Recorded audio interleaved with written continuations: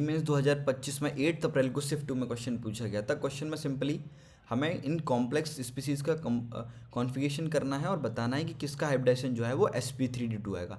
मैं इसकी आपको एक सिंपल सी ट्रिक बता दे रहा हूँ। हमने करना क्या है, जैसे ही मैंने अगर कोई भी कंपाउंड ले लिया, मुझे क्या करना है कि उस पर पहले ऑक्सीडेशन स्टेट निकालनी है, उसके बाद मुझे एक सेंटर एटम का कॉन्फ़िगरेशन करना है और देखना है कि अगर उसके डी सबसेल में 1 2 3 इलेक्ट्रॉन आते हैं देन उसका हाइब्रिडाइजेशन D2sp3 होगा। फिर लिगेंड चाहे SFL हो चाहे WFL हो।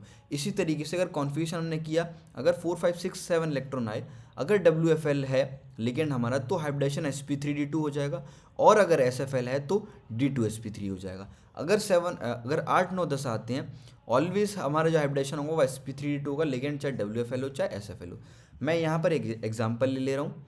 जैसे मैंने ये एग्जाम्पल लिया, मैंने क्या किया, यहाँ पर कोबाल्ट की ऑक्सीडेशन स्टेट निकाली तो x=+3 आ गई।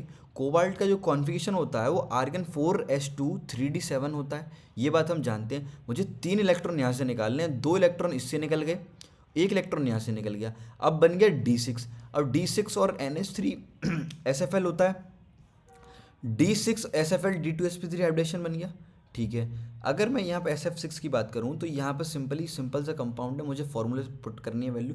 तो 1/2 number of valence electron on central atom sulphur plus monovalent, इसका हाइब्रिडेशन sp3d2 बन गया।